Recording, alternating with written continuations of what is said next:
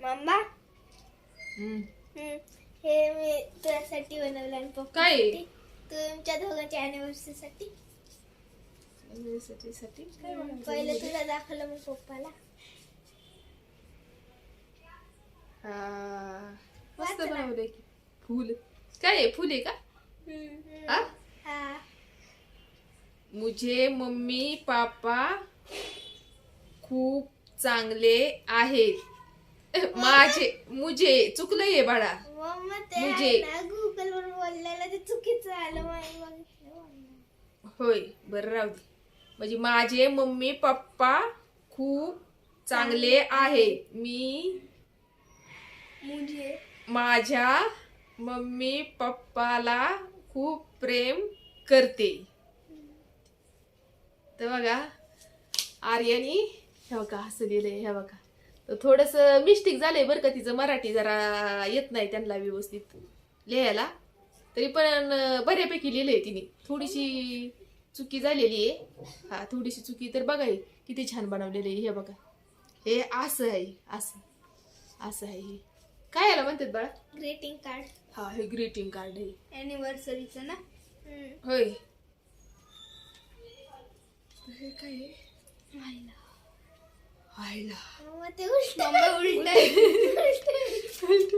बघू दे. मस्त आहे की. अरे वा वा वा वा. Happy anniversary anniversary. हे बघा हे कसं आहे. थांबा तुम्हाला दाखवते. हे बघा कसं बनवलं. हे बघा असं बनवलेलं आहे. हे बघा हे बघा आहे का. हे बघा आहे का असं. आणि असं असं असं बंद केल्यावरती आणि खोलल्यावरती हे बघा असं होते. आहे का. तर छान बनवलंय बरं का. मम्मा काही सूर्यान का सूर्य कापायची केक. हा केक कापायचं. हे केक आहे वय. अगं बाई, केक आहे असला. मी म्हणते की काय बनवलंय हे. मला वाटलं काहीतरी डिझाईन बनवली तिने. फुल बिल काहीतरी. केक आहे वय. बरं बरं असं दे. नको आता राहू दे. नको बाळा केक. काय काय आता म्हाताऱ्या माणसाचं कशाच अॅनिव्हर्सरी कशाच. म्हातारी झाली आता मम्मी. आता हे काय हॅपी अॅनिव्हर्सरी. बरोबर आहे काय अॅनिव्हर्सरी. हा हो मला काय इंग्लिशच नाही बरं का. काय काय आहे ते. अंगठी अंगठी. हा आता गो बाई मला अंगठी पण येवी. ही काय अंगठी पण घेतली आर्यन. हे का. हा मस्त आहे की अंगठी पण. नाही पण खोलून दाखव. दाखव हे काय.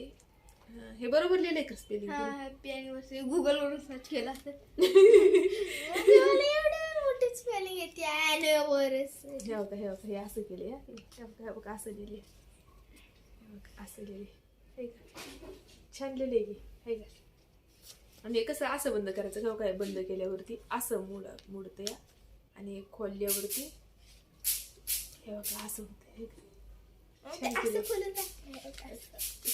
असं हा हा मला तर मरणाची झोप आली. सकाळची लवकर उठते ना त्यामुळे मला लई झोप आली. काय सांगायचं. हा व्हिडिओ संध्याकाळचा मी शूट करते ना म्हणून. आता किती वाजलेत. 9 9:30 वाजलेत. 9:30 वाजलेत ना. 9:30 वाजले 10 मिनिटं कमी आहेत. होय म्हणजे 9 वाजून 20 मिनिटं झालेत. घड्याळ आपलं 15 मिनिटं 20 मिनिटं पुढे 10 नाही मिनिटं बरोबर लावले. हे काय आहे. हे पण तसंच केलंय. पप्पासाठी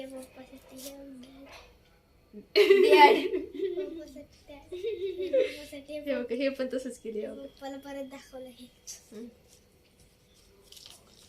हे बघा हे पण तसंच आहे बरं का. हे बघा हे का. त्यांना एक अंगठी मला एक अंगठी केली. हे बघा हाय का. मस्त केलंय. मी घालू का. नको पप्पासाठी येते. छान केलंय बरं का आर्याने. मामा चौकात म्हणजे हे तिखट सगळं चांगलं काय वाटलं तुला. हा कोणतं सगळं चांगलं वाटलं. छान केलंय. मस्त केलंय आर्याने. पादे एक आता मला पण तुला पण. मस्त केलंय. सगळं मस्त केलंय. छान केलंय. छान आहे. मला आवडलं. छान केलंय. मस्त केलंय. छान केलंय. आणि ना महत्वाचं म्हणजे आर्य आहे ना, म्हणजे आर्य आहे ना कुठंही ड्रॉइंग शिकली नाही. आर्य आतापर्यंत कुठंच ड्रॉइंग नाही, म्हणजे कुठं क्लास नाही, प्लेस नाही, काही नाही. पण हुबेहू तशी ड्रॉइंग काढते ती. म्हणजे आपले छत्रपती शिवाजी महाराजांची, अजून डॉक्टर बाबासाहेब आंबेडकरांची, अजून कुठल्या पण म्हणजे कसली पण ड्रॉइंग असू दे ती हुबेहूब काढते तशी ड्रॉइंग. कुठंही क्लास नाही, प्लेस नाही.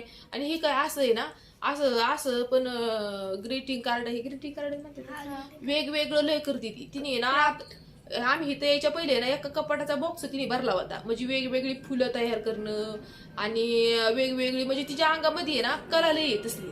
ती अशी काही पण करणार. म्हणजे तिला तसला क्लास लावायचा आहे मला. म्हणजे क्लासने कसं परफेक्ट, एवढी काही लहान आहे अजून ती, तिला काय एवढी परफेक्ट, पण लय प्रयत्न करते ती परफेक्ट काढण्याचा. आणि तिच्या हातामध्ये ती कला लय आहे. अभ्यासापेक्षा तिला आली ना की कात्री आणि ते कागद घेऊनच बसती कापायला. करतीच काय नाही काय कला करूनच ठेवती ती. म्हणजे अशी कला आहे तिच्या अंगामध्ये. म्हणजे माणसाच्या प्रत्येक मुलांच्या अंगामध्ये काही नाही काय कला असते बरं का. तर हिच्या अंगामध्ये हिला तेल आहे ना आधी ड्रॉइंग करण्याचा, मेहंदी काढण्याचा, अजून रांगोळी काढण्याचा. हे तिच्या म्हणजे रांगोळी पण लय छान काढते. रांगोळी पण एवढूशा पानातच लय सुंदर रांगोळी काढते. आम्ही पहिलं तिथं होतो ना राहिला, तर तिथं रांगोळी काढायची ना तर माणसं फोटो काढून न्यायची तिच्या रांगोळीच्या, कारण ती लहान आणि रांगोळी छान काढायची. त्यामुळं माणसाला कौतुक वाटायचं, छान काढते रांगोळी. पण क्लास नाही, प्लास नाही, काही नाही. तरी तिच्या असती कुणाच्या अंगात काय नाही काय देव कला देतोय, बरोबर का नाही.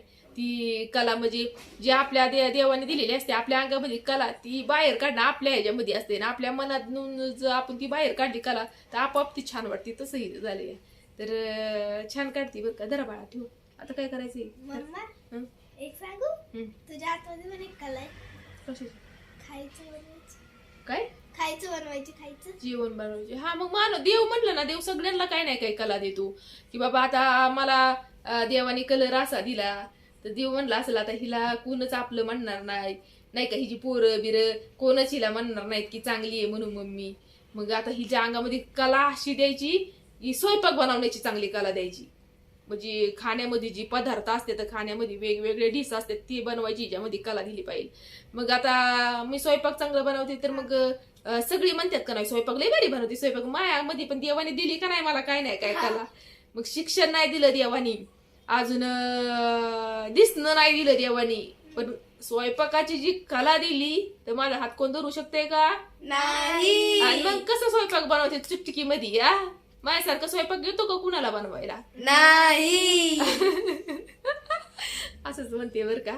असं सगळ्याच आता म्हणजे ज्या गृहिणी आहेत त्यांना स्वयंपाक हा येतोच, प्रत्येकालाच येतो स्वयंपाक. पण स्वयंपाक येणं हे महत्वाचं नसतं, तर त्या स्वयंपाकाला चव किती आहे हे लय महत्वाचं असते.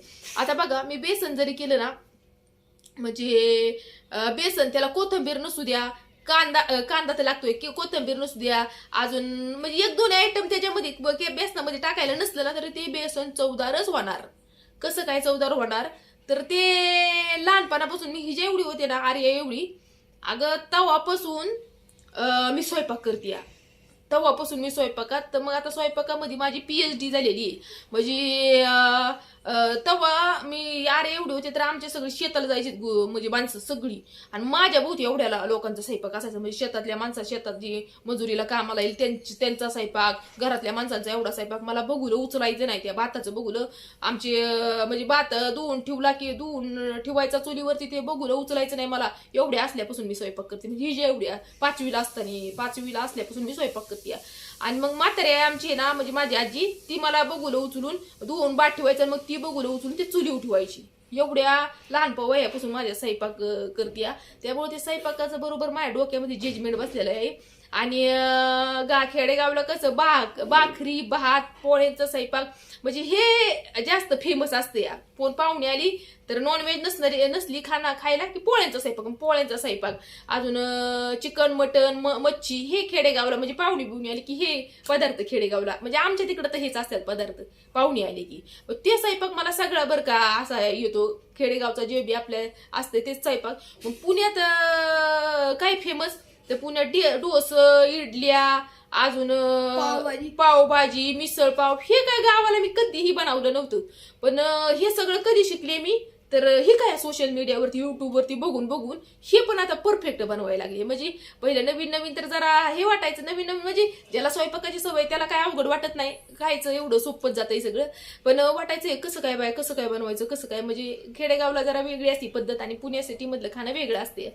मग मला जरा हे व्हायचं बरं का, पण आता परफेक्ट बनवते सगळं. आणि स्वयंपाकात हे असल्यामुळं, हुशार असल्यामुळं कुठल्याही गोष्टीत नडायचं नाही. म्हणून मग देव सांगितलं ना, देव आहे ना प्रत्येकाला काय नाही काय चांगलं गुण देत असतो, बरोबर का नाही? मला तुला काय दिलं चांगलं गुण? मला तेच विचारायचं होतं, काय दिले? मला क्रिकेट खेळायचे, मला क्रिकेटर बनायचे.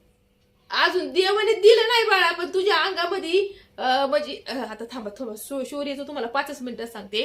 तर आता आहे ना, हा आहे ना, ह्या डोक्यात इतकं जे क्रिकेटचं नाद बसलेला ह्या पोराच्या, तर माझं डोकं ह्या पोराने येडे केले. तर तुम्ही जरा कमेंटद्वारे मला ह्याला समजावा, कारण की इतकं येड्यासारखं करते. म्हणतोय मला क्रिकेटची कोचिंग लाव, आणि कोचिंग आहे ना इतकी लांब आहे, इथून लय लांब आहे. तिथे जवळपास आम्ही तपास केला, जवळपास कुठेही कोचिंग नाही. तर ह्याने लहानपणापासून कुठलाही हट्ट केला नाही, पण आता क्रिकेटसाठी इतकं हट्ट करतो हे वर्ग.